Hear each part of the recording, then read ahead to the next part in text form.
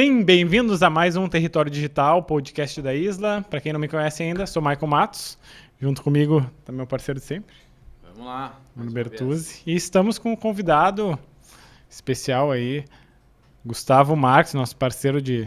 Acho que é o nosso cliente mais antigo, né, da agência. Antes do MMD, agora na Languiru também.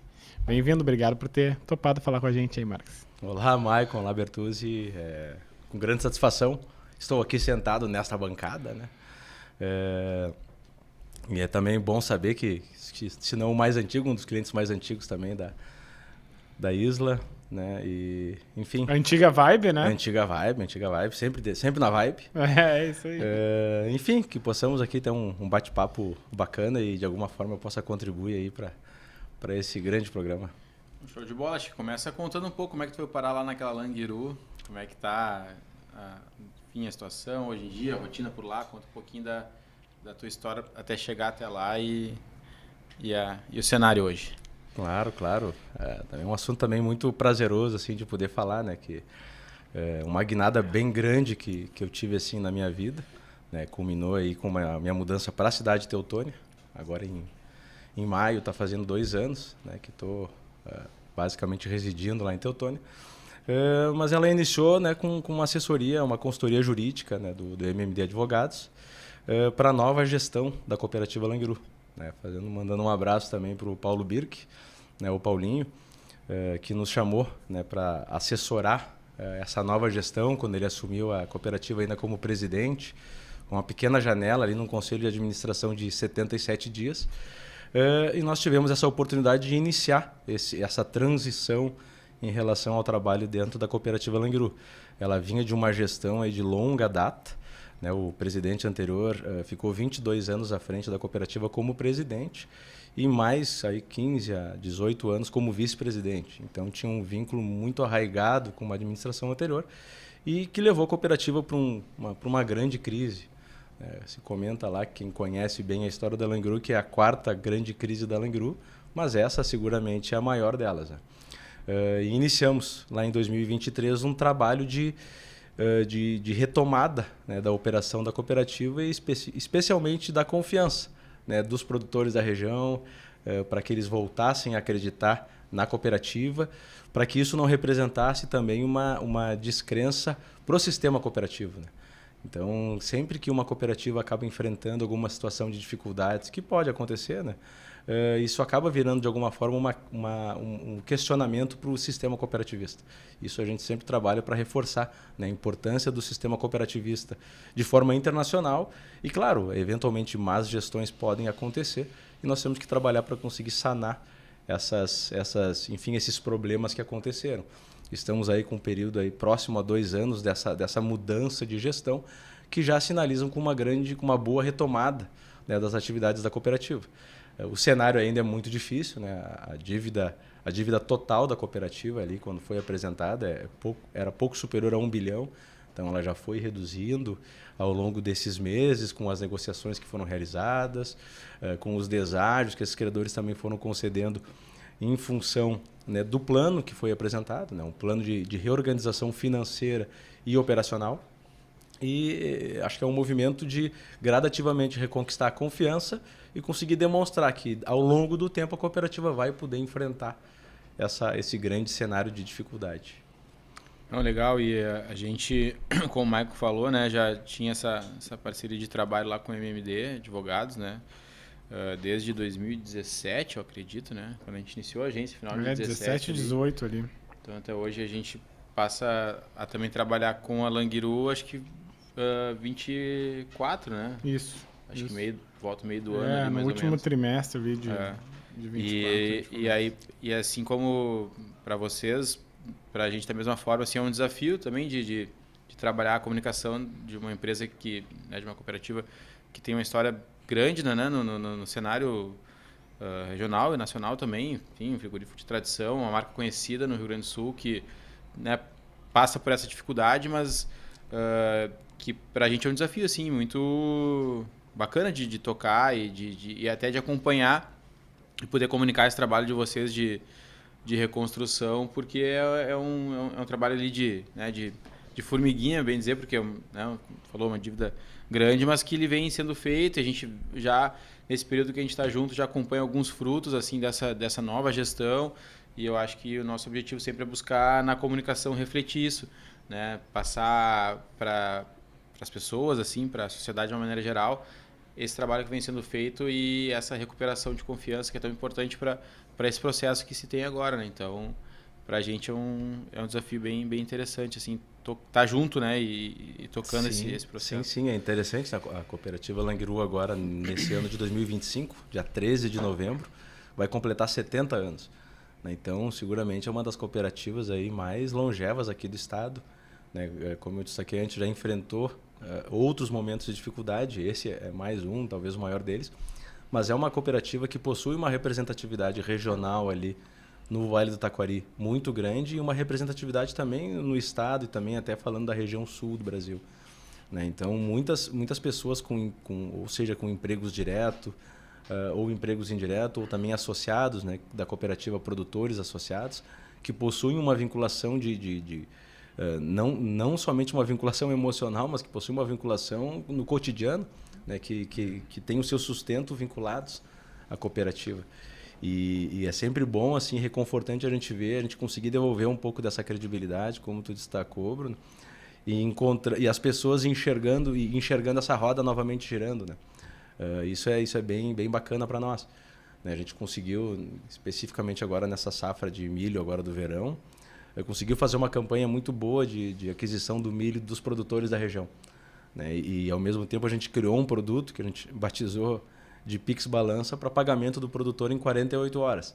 Né? O que é interessante, às vezes, quando não se tem muito a dinâmica de como funciona esse mercado do produtor. No geral, assim, as empresas elas possuem prazos de pagamento de 14 e 28 dias ou de 15 e 30 dias. O produtor vende seu milho para aquela cerealista, ela vai pagar em 15 dias ou 30 dias. O prazo um pouco maior vai ter um incremento de valor, mas esses eram os prazos tradicionalmente praticados. Eventualmente, tu tinha alguém que saía um pouco dessa lógica que pagava em 7 dias. Então, a gente se preparou para esse momento para fazer esse movimento de pagar em 48 horas. Justamente para conseguir transmitir um pouco dessa segurança, né?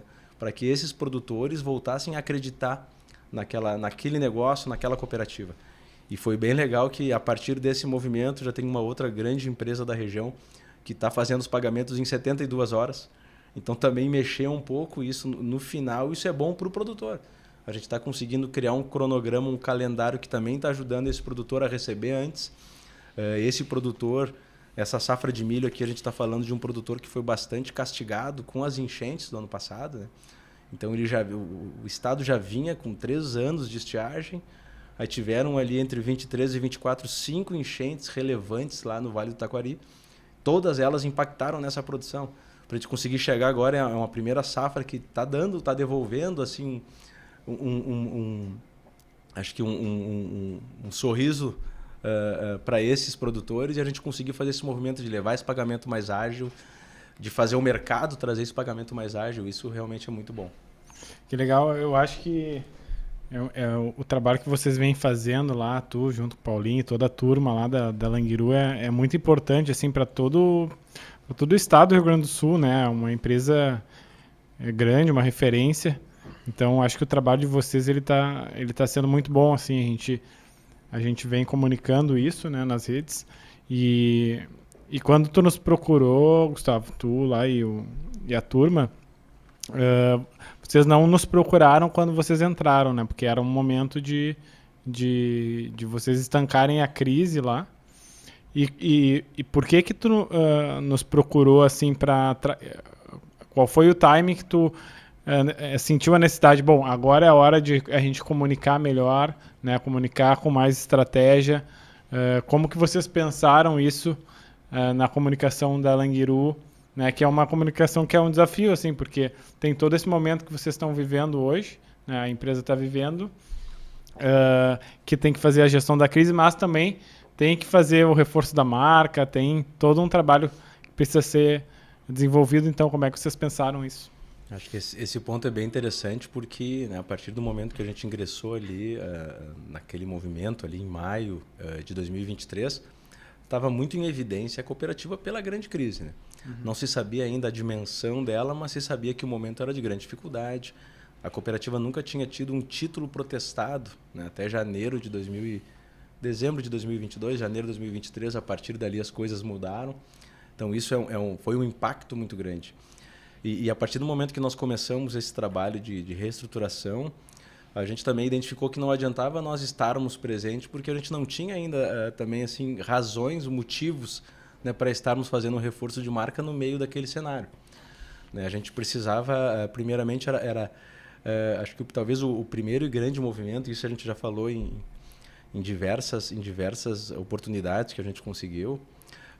O primeiro grande desafio foi o seguinte: nós ingressamos na cooperativa e a cooperativa ela gastava por dia entre 2 milhões e 200 e 2 milhões e 300 mil reais em ração.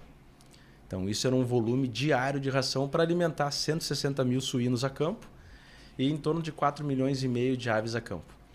Se suínos e aves comerciais, se tu começa a deixar de fazer essa alimentação adequada, ele vai começar com canibalismo a campo, tu vai começar a ter problemas sanitários, isso aí, né, uma preocupação sempre que a gente teve com a região de tu começar a ter um problema com os produtores, eventualmente de suicídio, né, que é uma coisa que infelizmente acontece, né, a partir do momento que tu vai começar a ver a tua produção ali esfarelando ou se canibalizando, né, literalmente.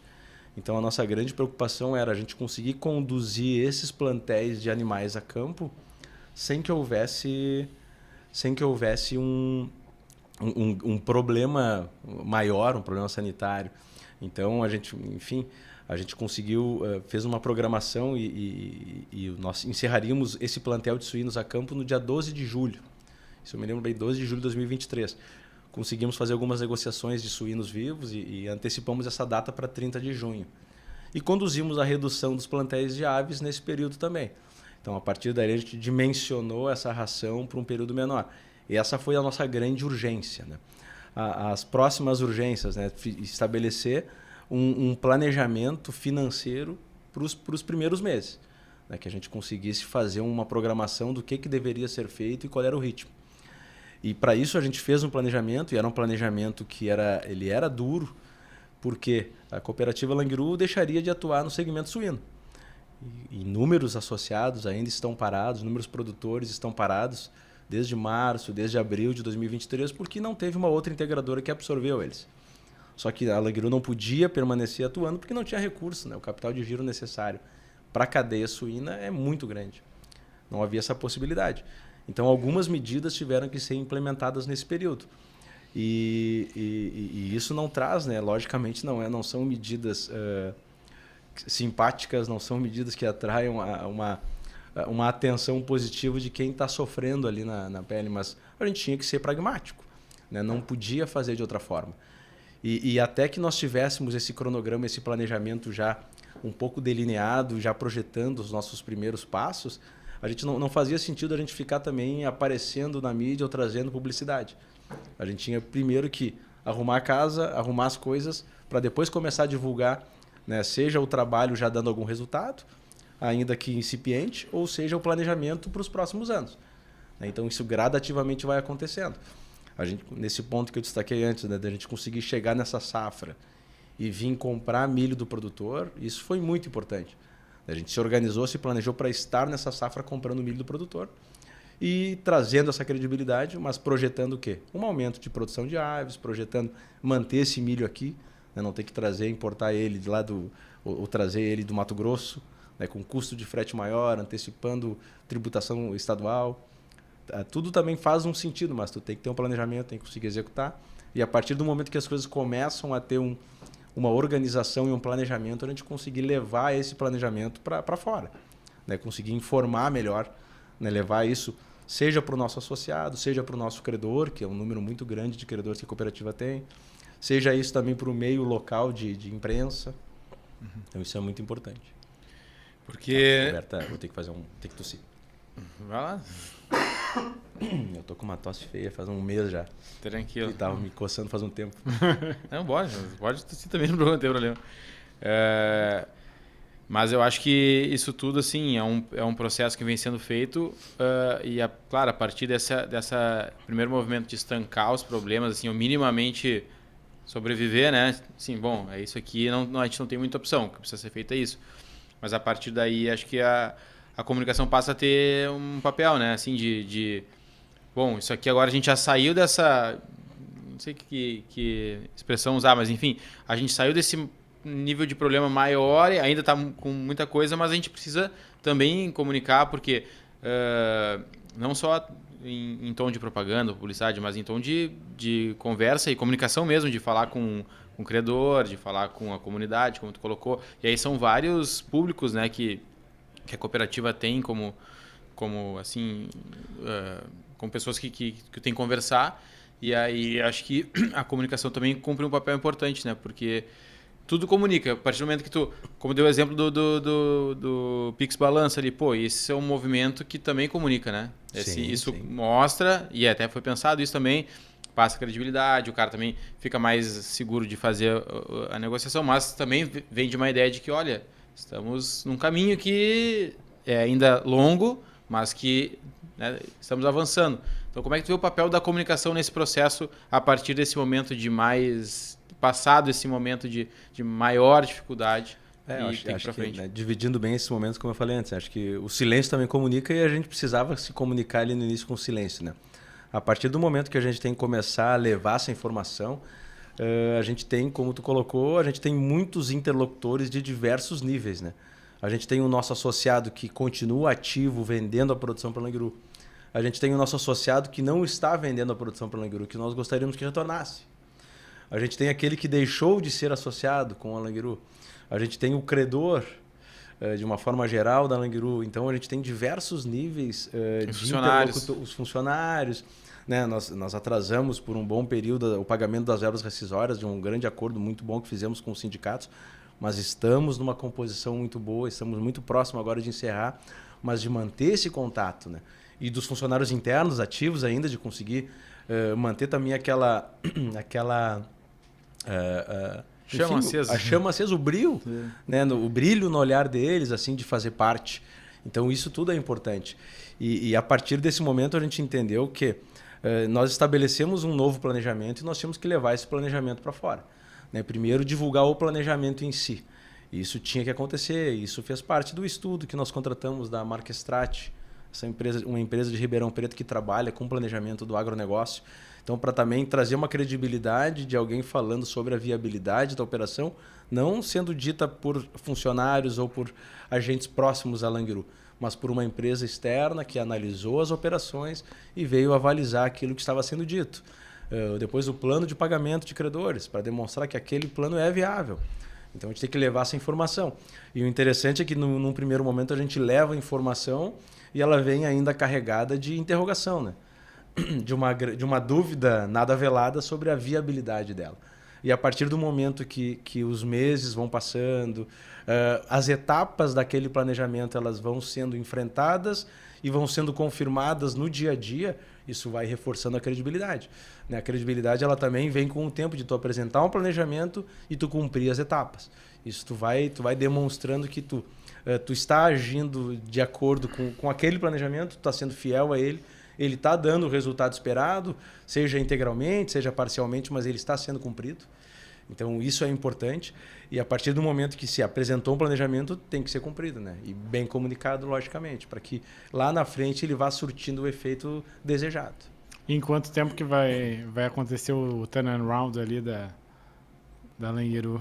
Olha, enfim, como a situação é largou realmente... inglês, né? É difícil falar essa palavra. Eu treinei antes. Treinou bastante.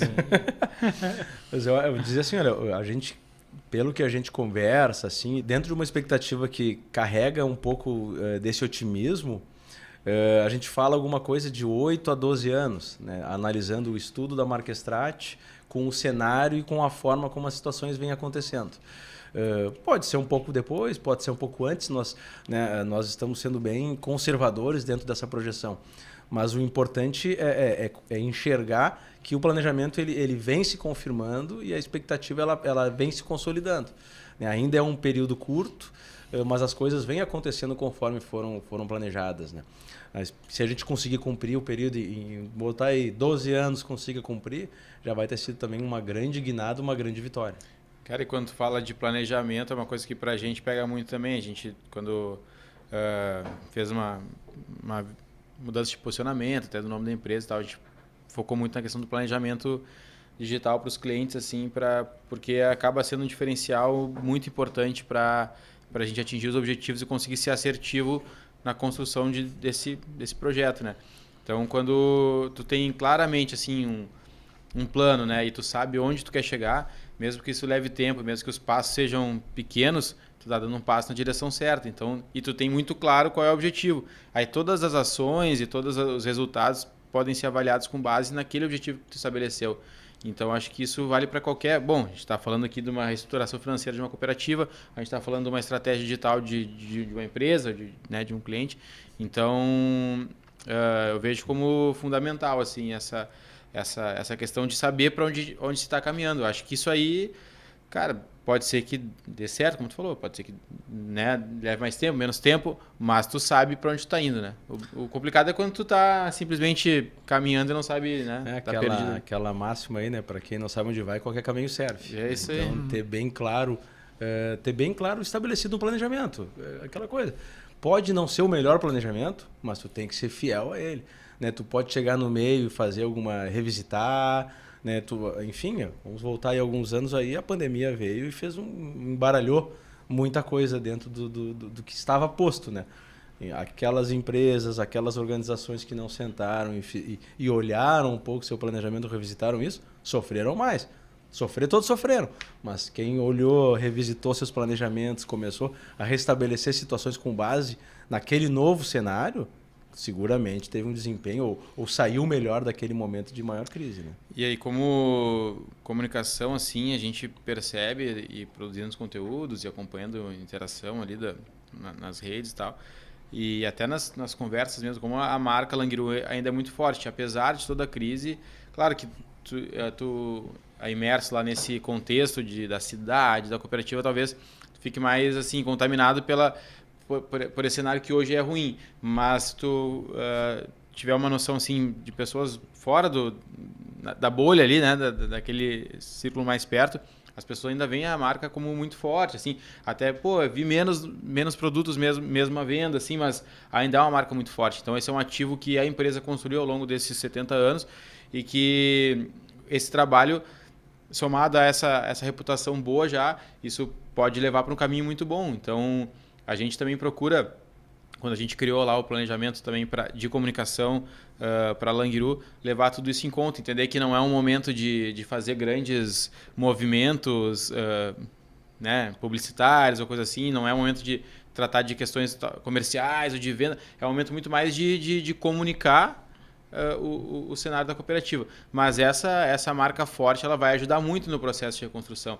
As pessoas entendem que o voto de confiança que se dá às vezes para fazer um movimento, bom, vou, né, tocar uma parceria junto aqui, comprar, enfim, ter relacionamento com a cooperativa, mesmo sabendo das dificuldades, porque eu sei também que essa marca ela é forte, que ela vai tem mercado. Acho que quando tiver a possibilidade de aumentar a produção, se tem demanda para né, distribuir esses produtos, então acho que a marca vai ser muito importante no processo todo.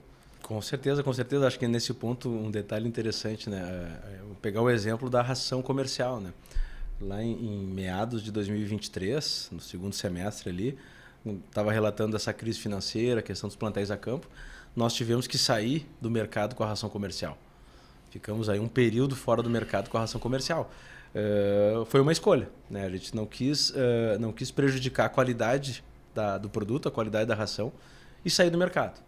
Alguns meses depois a gente voltou.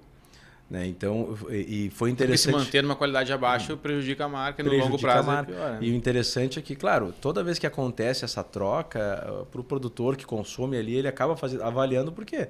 Ele foi lá conhecer outra marca, eu fiquei desamparado por um período, mas ao mesmo tempo, de uma forma geral, assim, o relato é nesse sentido. Olha, nenhuma ração foi igual ao Langiru. né? Então eu vou voltar por isso aqui. Né?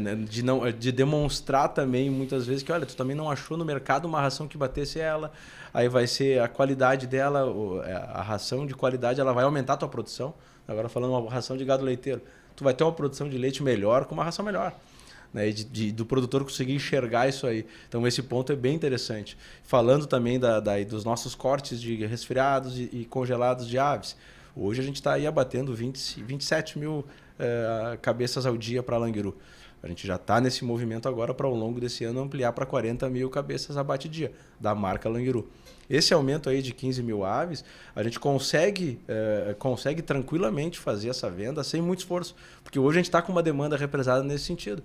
Tem muitas pessoas e muitas regiões que pedem o produto, a gente não consegue atender porque hoje o nosso volume está reduzido. Né? Nosso volume de abate para comercialização está reduzido.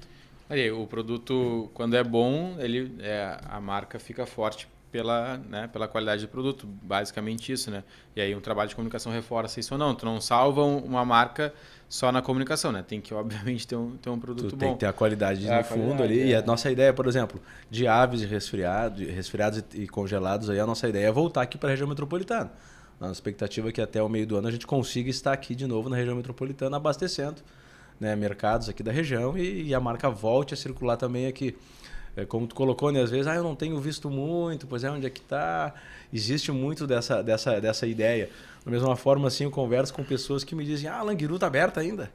Né? Eu digo, nossa, como é que funciona? Como é que tá? Como é que não tá? Eu vi que ela estava muito mal.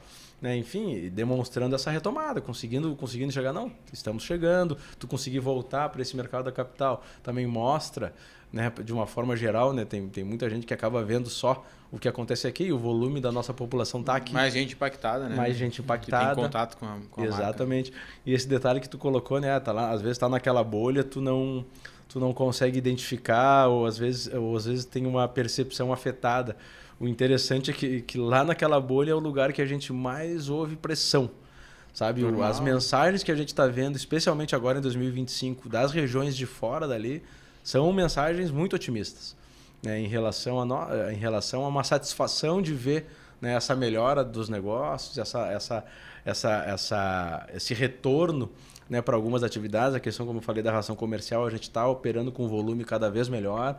Essa sim já está chegando aqui na região metropolitana, então conseguindo atender mercados que a gente já tinha deixado de atender. Então isso é importante e voltar a aparecer no mercado, né? Voltar a aparecer com uma qualidade, com produto de qualidade e dentro de um planejamento de retomada de crescimento. Qual foi o dia mais difícil que tu enfrentou na Languiru nesse período? Cara, dias difíceis. Eu sei, o dia que o Dodinho foi te pedir galinha para vender, tu não tinha galinha para oferecer pro Dodinho. Até hoje ele pede. Um abraço pro Dodinho aí. Quando chegarmos na região metropolitana, o Dodinho vai ser lembrado. Rogers Carvalho, da BC Foods. Até já vou aproveitar para recomendar aqui, produto de qualidade. Bom, né? Carne de primeiríssima, pizza muito boa. Bom ter a pizza dele em casa, Nossa, né? Porque às vezes chega, não consegue passar no mercado e tal, tá ali as pizzas congeladas, bota só desce ali, bota no... Não, churrasquinho de qualidade. Quando precisa, liga, manda entregar em casa ali, chama no WhatsApp ali, se pedir uma janelinha do dianteiro assim, ó, fenomenal. Especial. Não, ele não... Especial. Nunca te deixa mal. Dodinho nunca te deixa mal. E agora ele tá produzindo vídeos com dicas de receita também, né? O homem é diferente, ele é qualidade. Ele sabe. Conhece. Gado de corte alimentado com ração Languiru. Sim. Olha aí, ó. Claro. BC Foods. Abraço, Dodinho. Cara, vou dizer assim, eu vou colocar um dia que eu não vou me lembrar, enfim, exatamente o dia, mas foi ainda bem no início, né? Ali no início, maio, junho de 2023. Isso é uma coisa que eu gosto sempre de dizer, né? Não que as coisas estejam fáceis, mas hoje tu consegue operar com alguma normalidade e rotina, né? Naquele período lá, era assim, olha, tu tinha 3 dias no mesmo dia, sempre. Né? O que era de manhã, no final da manhã já não era mais aquela posição e de tarde já era outra posição. E naquela oportunidade nós tínhamos um comitê de crise que se reunia diariamente. Né? Então, naquele início da manhã nós fizemos uma reunião e a expectativa dentro dessa dinâmica da ração, né? Daquele volume de 2 milhões a 2 milhões e 300 de consumo em ração ao dia, né? Tu já estava com uma queda vertiginosa ali das receitas e muitas vezes tu tinha que tirar um coelho da cartola por turno. E naquele dia, assim, a expectativa era, olha, não vai conseguir enfrentar. Tipo, nós não terminamos esse dia. Né? Isso aí era 9 da manhã. Vai colapsar. Né? Enfim, nós estamos lá em maio, junho de 2023. E ali, sim, foi o primeiro grande baque ali que me transmitiu animicamente, isso foi o impacto. Aí chegou no final do dia e as coisas, o céu se abriu novamente. Algumas semanas depois aconteceu de novo, mas aí o impacto já não foi tão grande porque eu acho que eu já estava calejado da primeira oportunidade, né? E naquela segunda oportunidade eu falei, olha, vamos esperar ver como é que as coisas vão se comportar aí e ao longo do dia se resolvendo. Só que ali naquele início era exatamente assim, as coisas tu tinha 3 dias no mesmo dia. Né? E tudo era muito grande, assim, né? Os problemas eram muito grandes e os rombos do dia eram muito grandes. Né? Vendeu almoço para garantir a janta. Fazia às 11 horas, ainda temos até hoje, mas hoje a dinâmica é bem diferente. Mas fazíamos uma reunião de fluxo lá que tu escolhia quem ia ficar sem o bife ali naquele dia. Né? Então, isso é complicado de fazer quando tu está operando assim, com diversos segmentos e diversas atividades, né? Tudo acontecendo junto, dentro de um ambiente tão turbulento assim. Né?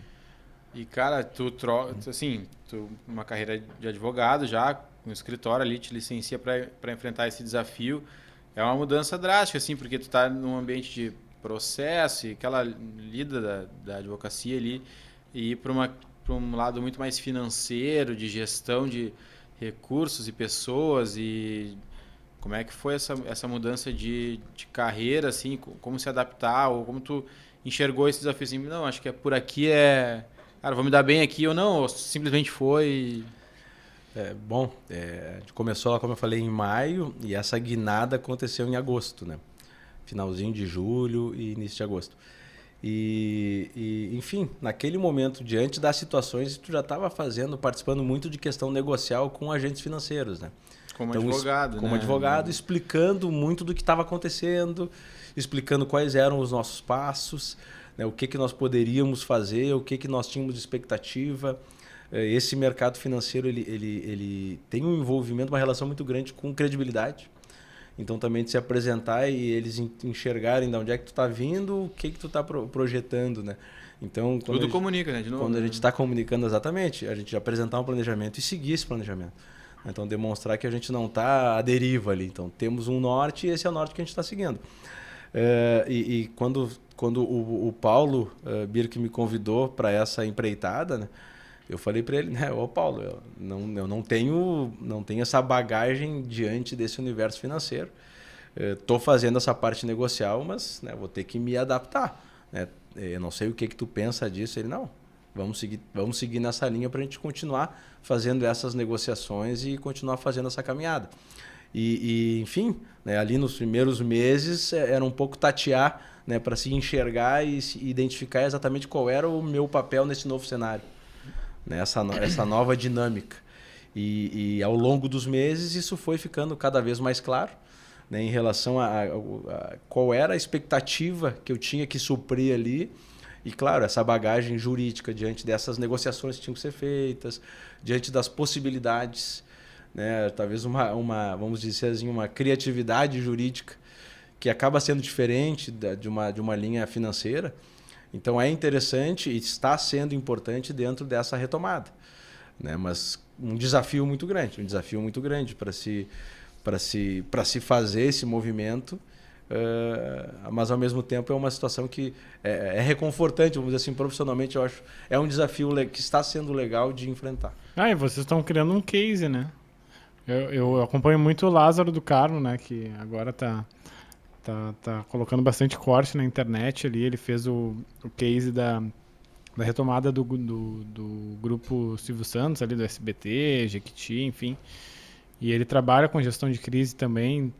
E ele avalia muito assim, as empresas que ele vai conseguir fazer a virada, né? Porque o mais complicado é isso, tu tentar fazer a virada de uma empresa, chegar no banco, né? Pedir dinheiro ali e não conseguir ter crédito para ter pelo menos um fluxo de caixa, né? Então é um trabalho muito complicado de de que vocês estão fazendo e está dando certo. Eu acho que vai virar um case muito interessante para vocês. Mas isso é interessante, né? A gente foi, talvez vamos botar aí que foi em setembro, né?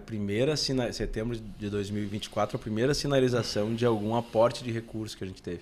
Acanhado.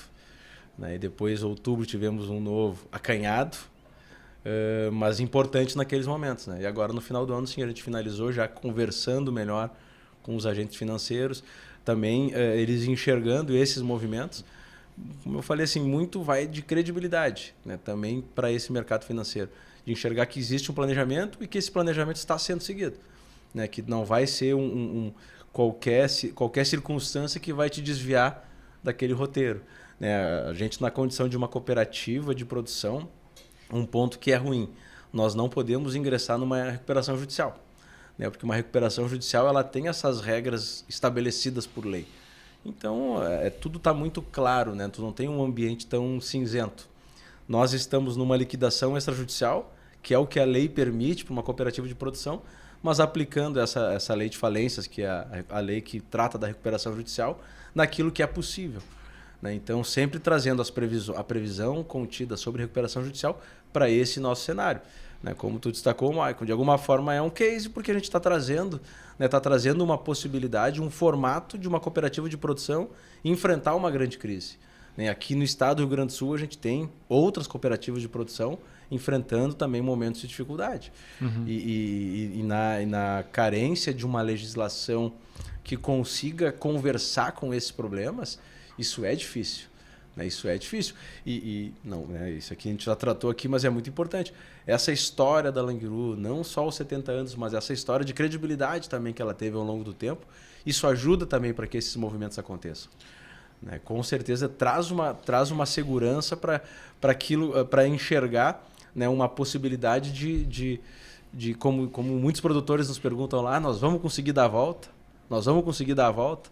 Essa é uma pergunta que o produtor faz assim para nós de uma maneira bem coloquial, assim, olha, a gente está com planejamento e tem projeções de que sim, que vamos conseguir cumprir. Só que nós precisamos de alguma forma de uma compreensão do credor, de uma compreensão do agente financeiro, de uma compreensão dos agentes estatais, né, identificando a relevância da cooperativa ali regional, identificando a geração de riqueza que ela está fazendo hoje. Né? A partir do momento que ela volta a operar, né, trazendo resultado, que tu consegue estancar uma crise severa, dá para se dizer que num curto espaço de tempo, porque em menos de 2 anos a tua operação volta a dar resultado. Né? Isso aí é um espaço muito pequeno diante dessa magnitude. Né? Essas coisas que tu coloca ali, dessas mudanças de manhã tá uma coisa, de tarde está outra, esse ambiente, esse cenário assim de incerteza, insegurança, eu acho que isso também faz muito parte da vida do empreendedor de uma maneira geral, né? Então, de repente, ter tido esses anos de escritório aí que com certeza já passou por momentos piores, momentos melhores, situações boas, ruins, coisas que tu conta, bom, conto com esse cenário que vai acontecer, não acontece, aí vai outra, né, piora, daqui a pouco vem uma coisa muito melhor. Eu acho que isso é muito da realidade do dia a dia de quem toca negócio, assim, né? A visão do empreendedor, assim, de cara, tu meio que cria uma casca, assim, porque tu sabe que tu já não te empolga tanto quando uma coisa dá muito certo, também não te apavora quando dá errado e tenta manter um foco mais ou menos padrão ali. Olha, não vamos comemorar muito e não vamos se apavorar também, né? Vamos jogar o jogo, seguir, nosso esquema é esse, vamos jogar e vamos construindo, né? Então, acho que quando o cara empreende, tu vai criando uma casca nesse sentido, assim, também. Apesar de, claro, tá numa posição lá da cooperativa, né? Ali como contratado, enfim, mas acaba que vocês tomam decisões de né? Como se o negócio fosse de vocês mesmos. Então, eu acho que essa casca do empreendedorismo também ajuda, né? Sim, e até acho que a questão do advogado, né? Em relação o advogado, sim, isso aí dá para fazer um programa só sobre isso, né? Mas de regra, o empresário ele não enxerga ainda o papel da advocacia preventiva, né? Então, de tu te preparar para tu evitar o problema, ou tu te preparar para tu tirar a dimensão daquele problema, né? Então, tu conseguir estar preparado para aquele problema estar com outro porte quando ele acontecer, porque empreender é se expor a risco. Então, a partir do momento que tu decidir empreender, tu vai estar te expondo. Mas, de uma forma geral, em função desse perfil, o advogado ele acaba sempre estando diante de problemas. Então, a maior parte das vezes que o empresário acaba procurando um advogado é para resolver um problema. Então, se tu de alguma forma te envolver demais só com o problema, tu vai estar sempre travado. Né? Tu tem que receber o problema e enxergar nele uma oportunidade, ou enxergar diante dele 4, 5 alternativas para conseguir oferecer para o empresário. Né? E isso, com certeza, essa dinâmica ajuda a enfrentar um cotidiano tão irregular, né? Tão instável, assim, tão adverso. Acaba internalizando isso. Talvez por isso que, como eu disse, foram 2 dias ao longo de toda essa trajetória que eu fiquei, olha, e hoje? E felizmente está lá em maio, junho de 2023. Né? Felizmente isso ficou lá para trás, felizmente não tivemos mais cenários assim. Só que, né, diante do negócio, da condição do seu negócio, a gente sempre eventualmente pode estar exposto a uma adversidade que, né, vou falar de novo no caso, mas do dia para a noite a pandemia veio e trava todo o mercado. Tem coisas que fogem ao teu controle. O que tu vai fazer? Tu tem que ter o sangue frio, tu tem que conseguir enxergar as possibilidades, alternativas, e pode acontecer qualquer coisa, né? O Fabiano Machado da Rosa, que é advogado também, ele fala isso, né? Porque isso é muito cultural do empresário brasileiro, de não trabalhar com uma advocacia preventiva. Ele sempre fala, pô, as empresas nos Estados Unidos, o legal da empresa, ele está sempre na mesa junto com o empresário quando vai falar de negócio. E a gente não tem isso aqui. A gente vai deixando, quando tem problema, vai lá, liga para o advogado para resolver o... Mas sabe, isso são duas visões, assim. Uma, isso está se modificando, né? Não está tendo uma presença tão intensa assim, né? De participar de uma forma geral de rodada de negócio, que às vezes nem todo negócio comporta uma presença tão próxima. Só que antes dele ser concretizado, tu vai ter uma revisão, né? Uma análise, alguém vai estar junto contigo. E diante das empresas de maior porte, aí sim, né? Tu sempre ou vai ter o advogado junto na mesa, ou ele vai estar muito próximo para rodar. Então, assim, esses 2 aspectos, as empresas maiores já contam com isso aqui no Brasil, e os negócios menores estão paulatinamente enxergando isso. Né? Aquela coisa, tu vai aprender na dor ou no amor. Né? Geralmente, a pessoa acaba aprendendo na dor, né? Enquanto perdeu bastante para tu conseguir enxergar essa importância. Mas, né, de alguma forma ou de outra, se aprende. Outro ponto que eu acho que o empresário ele tem que se atentar sempre, né? Que momentos de crise das empresas, eles sempre vão acontecer de tempos em tempos. A própria agência, a gente já passou por algumas crises, né? Então, eu acho que a empresa ela sempre tem que se atentar a ter um caixa saudável, né? Sempre ter um recurso ali disponível para esses momentos. Mas quando vem a crise, acho que a empresa ela também não tem que se preocupar só com redução de custo, porque no momento de crise é o momento que tu precisa pensar coisas fora da caixa e achar soluções diferentes. Então ela precisa também vir de um investimento, né? Pensar coisas que tu vai conseguir mais receitas, talvez não em curto prazo, mas médio, longo prazo. Então acho que isso é um ponto que o empreendedor ele tem que estar atento, né? A não pensar só em redução. Acho que a redução de custos ela tem que estar sempre presente no dia a dia do... Inclusive no bom momento. No né? bom momento, se ele tá atento. É que nem padrão. unha. É que nem unha. Crescer um pouquinho, vai lá e corta. Exato. E nesse ponto a gente comentou mais cedo. Né? Nesse momento de uma crise maior, o que tu tem que fazer é revisitar o teu planejamento. Eventualmente tu vai ter que fazer um investimento que vai um pouco pro outro lado e vai impactar em tu botar recursos. Mas é isso mesmo. E aí tu tem que fazer com o máximo de assertividade possível. Tu não pode errar o tiro, tu tá num momento ruim. Tu vai ter que fazer um movimento para botar um dinheiro em alguma coisa que tu vai considerar que aquilo vai te trazer retorno.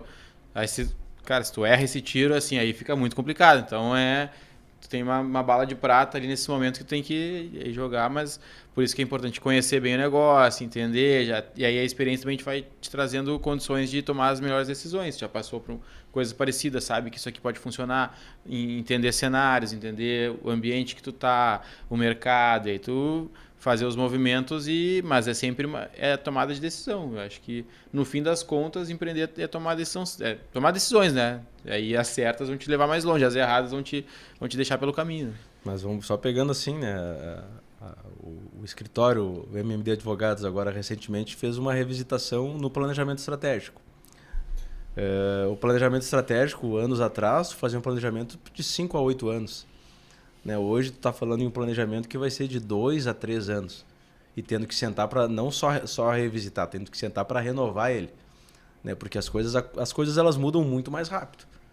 Há 2 anos a inteligência artificial era uma sombra, se falava alguma coisa. Hoje ela já chegou para impactar todos os negócios.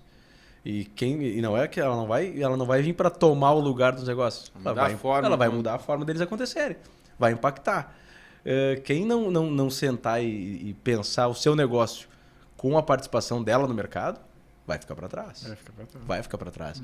Então são cenários que tu tem que estar cada vez mais encurtando esse prazo de análise, de planejamento. Eventualmente tendo que fazer ele... eu fiz em janeiro, vai ter que fazer de novo em abril. Depende do que surgiu, o que aconteceu. Muda tudo. E quais são os projetos de vocês para 25? Tu diz da Langiru? Da Langiru, mas vamos falar de MMD também. Vamos falar de tudo. Para 2025, o projeto da Langiru, né? Nós fizemos esse movimento agora do Pix Balança justamente para a gente manter esse milho aqui na região. Né? A gente está batendo 27 mil aves ao dia hoje. Lá na região, no caso? Aqui na região do Rio Grande do Sul. Ah, bom. A gente está batendo hoje 27 mil aves ao dia, como eu comentei. E a gente espera até o segundo semestre estar batendo aí 40 mil aves para Langiru. Então vai ter um incremento aí de 70%. Esse volume de produção, a ideia é que a gente consiga chegar em mais regiões aqui do estado. Né? Isso é muito importante. Nós precisamos voltar a exportar para a China. Né? Nós tivemos aí ano passado, em junho, ali, aquele caso de Newcastle em Antagorda. Isso gerou um alto embargo do governo. Depois gerou alguns outros embargos que aconteceram de outros países. Todos foram sendo revogados, retirados, e o da China continuou ainda. Só para frigoríficos do estado. Então nós temos 8 frigoríficos hoje que ainda não conseguem exportar para a China. Nosso frigorífico de aves é habilitado, mas nós não conseguimos exportar. Então nossa expectativa e nosso planejamento é conseguir voltar a trabalhar também com os agentes uns pezinhos de galinha para eles lá. Pé de galinha, ponta de asa e meio de asa. Que loucura, é o que cara. vale. Os cara... E vale bem. Que doideira. Que doideira. Dentro da nossa bacia leiteira, a nossa ideia hoje, a gente tá captando aí em torno de 7 milhões e 500 mil litros de leite ao mês. A nossa ideia é finalizar esse ano captando 10 milhões de litros ao mês. Então, imagino que a gente vai conseguir. Hoje a gente está no período da sazonalidade de menor captação. Então, chegando o inverno agora com esse nosso volume de produtores, a gente já vai estar com um incremento bem significativo pela sazonalidade. E a ideia é que a gente consiga chegar próximo a esses 10 milhões aí, já trazendo aí um cenário de crescimento, né, naquele nosso planejamento de enfrentamento da dívida também. E a nossa ração comercial, como eu destaquei aqui, a gente está mês a mês aumentando esse volume de venda. Isso é bem importante. A gente conseguiu fechar algumas parcerias estratégicas agora em dezembro e janeiro. Então isso vai diluir o nosso custo da planta de operações, ali que fica na beira da 386 em Estrela. Quem vai a Lajeado, Estrela ali consegue identificar ela. Conseguimos já diluir bastante esse custo. Conseguimos incrementar a produção, mas a nossa expectativa é que a gente aumente o volume de ração comercial vendida, né, que nos dá uma margem, nos dá uma melhora, nos dá um aumento significativo de receita. Né?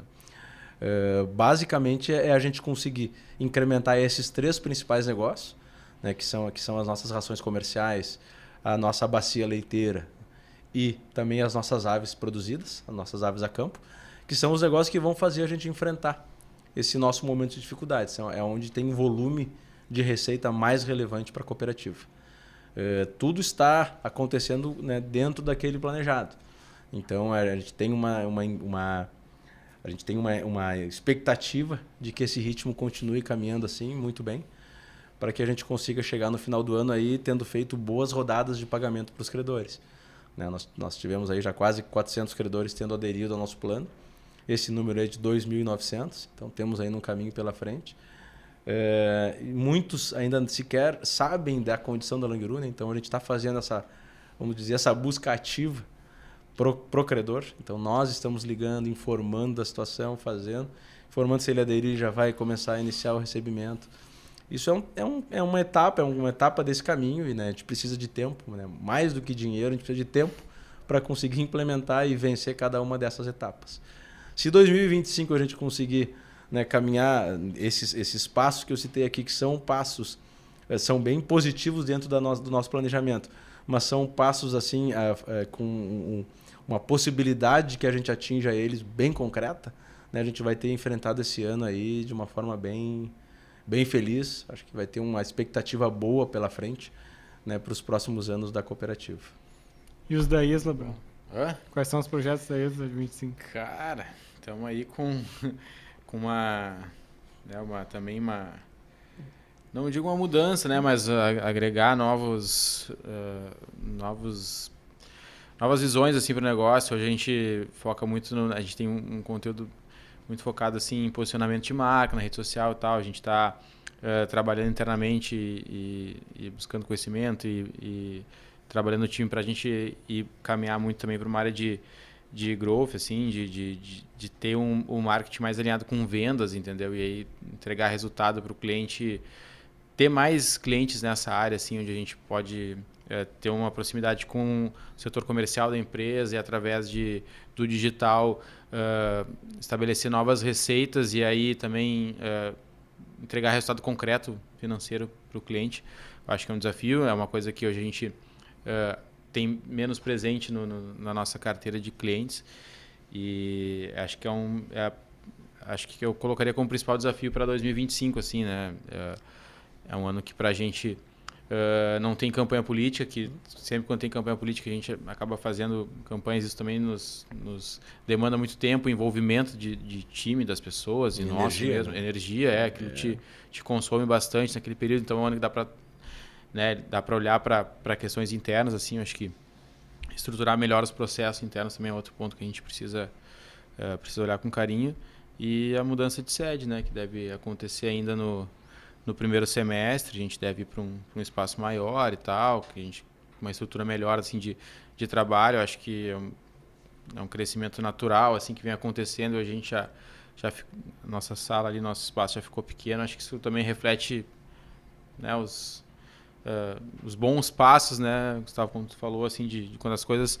Isso é muito bacana, quando a gente vai projetando as coisas, assim, estabelecer o objetivo e aí tu vai conseguindo cumprir, né, vai batendo ali o orçado e o executado ali na tabelinha, tu vai vendo, pô, eu queria fazer isso, consegui, rolou, deu certo, deu margem para crescimento.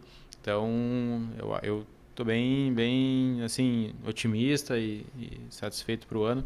Então, que tanto a Languiru, quanto a Isla, quanto a MMD, enfim, todos os nossos parceiros aí, que sejam um 25 de muito sucesso, prosperidade e de continuidade do propósito, assim, daquilo que tu se propõe a fazer, e aqueles objetivos que a gente estabelece, que a gente consiga, né, cumprir todos eles e fechar um baita ano aí. O Michael disse aí que essa nova sede aí vai ter uma salinha aí para puffs e espreguiçadeiras aí, para o pessoal relaxar. Essa salinha, né? Que tá nessa vibe praiana hoje, você vê assim meio... né, já gente, tá nessa pegada aí. A gente tem os puffs lá que o Bruno faz questão de levar pra nova sala, né? Tem uns puffs lá que, cara, aqueles puffs tão velho, parece um saco de lixo. Eu entro e não tiraram o lixo, não, é o puff que tá ali. O puff é desde 2017, quando a gente... Não, 2019, quando a gente pegou a sala ali. Putz, cara, não dá mais.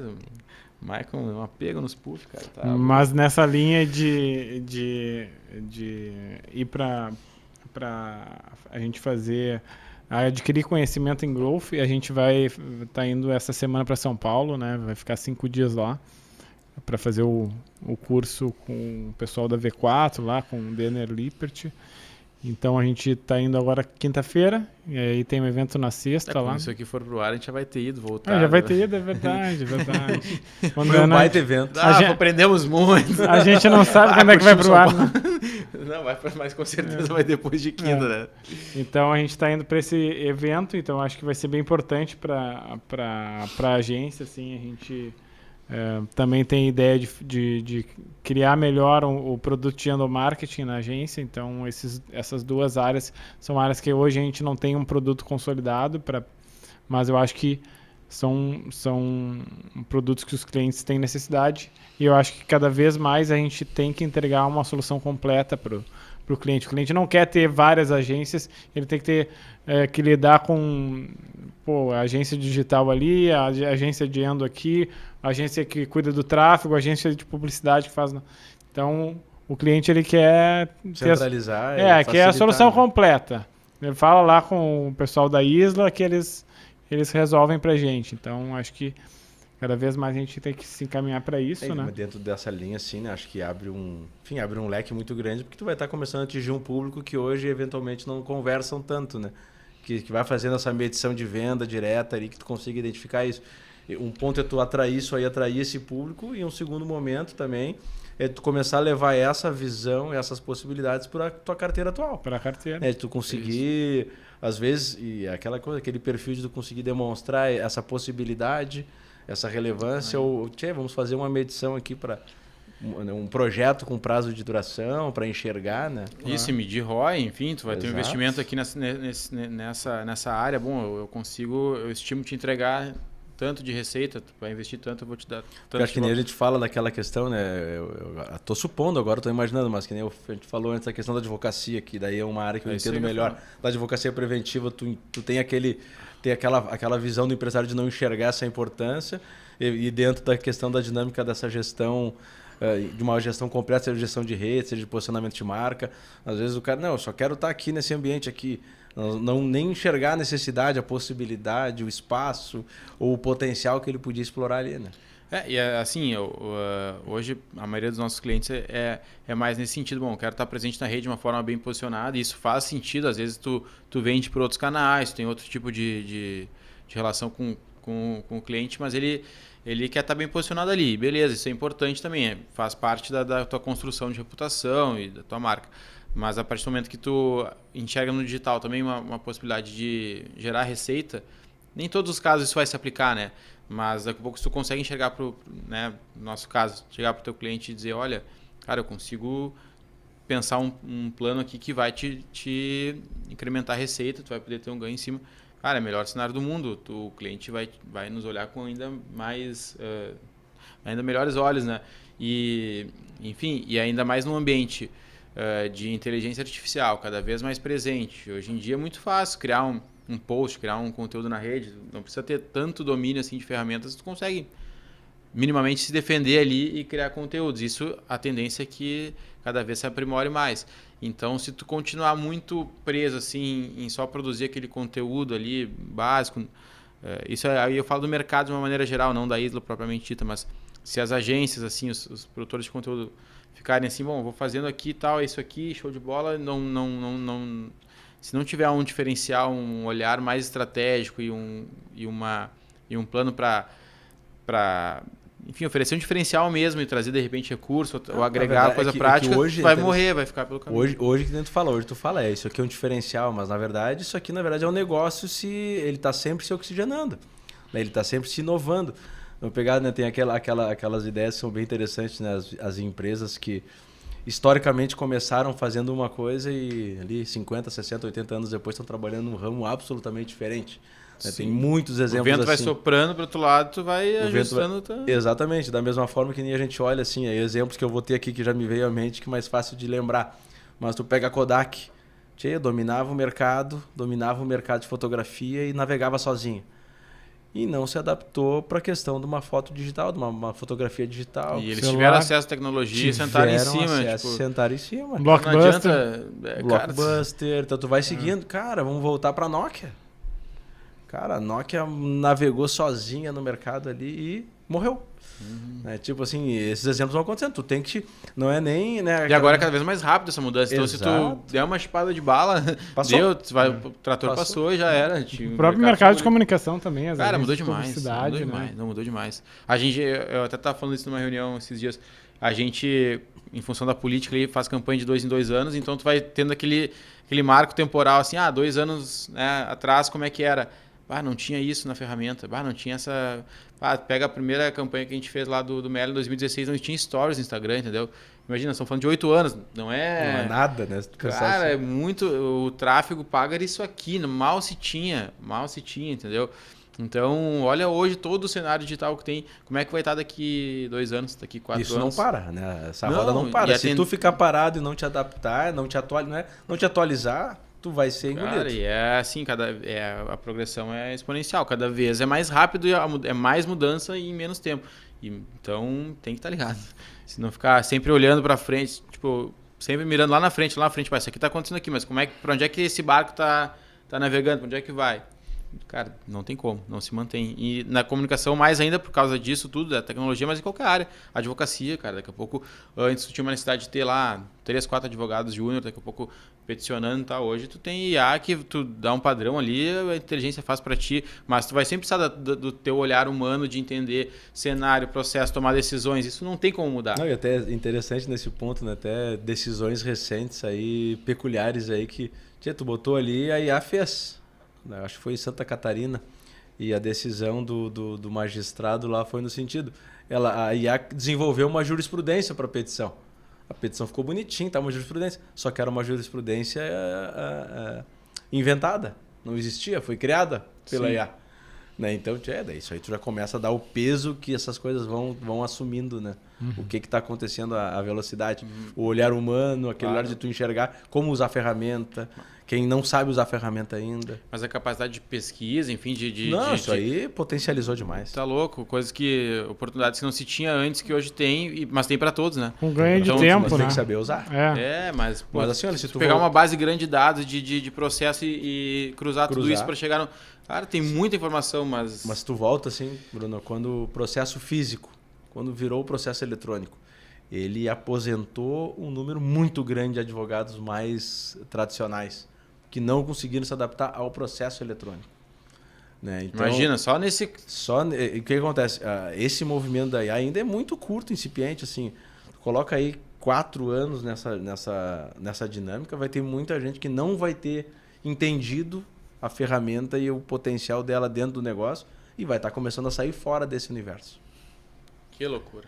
É isso. Ainda sobre novidades da Isla, né? Apesar de a gente não... Como é que tá? Parece aquele final de missa, assim, que o padre vai dando os avisos. Pessoal, mais uma novidade. Até porque o podcast ele vai ter uma pausa agora, né? Então tem que dar os recados finais. É verdade, né? é verdade. Vai ter depois a segunda segunda temporada, vem aí. Vem mais aí. Força. Aguarde. Mas o último capítulo é o Marcos. Encerramento da temporada? Depois ele vem de novo. Guarda o melhor pro final. Ele é de casa, ele vem de novo. Não, guarda o melhor pro final. Mas a gente, apesar de não ser um ano de campanha, a gente vai atuar em alguns mandatos agora dentro desse ano. Então, acho que a gente se consolidou assim como uma agência digital muito forte nessa área política, acho que pelos cases, né, pelo resultado de urna mesmo que a gente conseguiu conquistar ao longo dessas campanhas que tiveram, as últimas. E a gente conseguiu fechar, dentro desse ano, mais 5 contas que foram bem importantes e relevantes para a gente conseguir ter um crescimento interessante para o ano. Então, a gente conseguiu incrementar na carteira Salt Summit, né? Então, que já estamos produzindo conteúdo.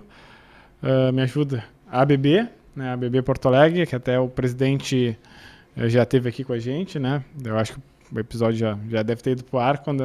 já foi hoje. Foi hoje? Não, hoje que eu digo hoje já está no ar. Né? Tá no ar. A gente fechou também frigorífico Borrússia, entra pra carteira. Falta 2. Caramelo Bolos. E a Prefeitura de Porto Alegre. Isso. Então, fizemos aí um bom incremento pra carteira, empresas grandes, empresas importantes, então... Tem tudo para ser um baita ano pra gente aí. Então vai ser uma grande segunda temporada também de podcast. Com certeza. É isso aí. Vamos trazer um último episódio mais robusto. Dr. Marx, né? Hoje eu fiquei mais contido. Agora na segunda temporada já vem com um tema mais livre. Assim, Vinhozinho. Da Roca Santini. Plot twist do personagem do Marx. Tá. Nós vamos fazer de futebol o próximo. Olha aí. Aí sim. Eita, nós. Mas é isso então, né? É isso, fechamos essa temporada aí. Sim, mas se vai ser de futebol, quando esse episódio aqui for ao ar, o Grêmio já foi eliminado pelo Juventude. É verdade. Pode ser. Por isso até o verde aqui, né? Saudosa papada. Em homenagem ao Ju. Juventude. Obrigado, Marcos, por ter topado. Eu sei que essa hora é cara, né? Obrigado, agradeço pelo convite. Sim, só trouxe o Marcos por causa desses clientes todos que entraram. Deu fôlego financeiro para conseguir trazer o nosso último convidado. É isso, e parabéns pelo trabalho lá no Languiru. Tenho certeza que vai dar muito certo aí, vocês vão ter um case legal. Eu acho que o Rio Grande do Sul está precisando, a gente passou por pandemia, depois uma enchente, acho que isso aqui isso é interessante, né? Aqui em Porto Alegre a gente passou por uma enchente. né? Eu fui para lá em maio de 23, né? Lá foram 5 enchentes. 5 enchentes, Né? meu Deus. Então, ainda que Teutônia acabe ficando um pouco fora desse circuito, mas o Vale do Taquari de maio de 23 para hoje, setembro foi a primeira, né? Setembro de 23, foram 5 enchentes relevantes. Claro, 2 de grandíssimo porte, a que atingiu Porto Alegre, lá foi a última, a maior, a de maio, mas é uma região que sofreu bastante. Sofreu bastante, então isso é impactante, é muita gente envolvida, assim, né? Então... Mas é isso aí. Que não aconteça mais, É, né? e é isso aí. Então tá. Gente, valeu, até a próxima. Voltaremos. Obrigado, tchau, tchau. Falou. Até!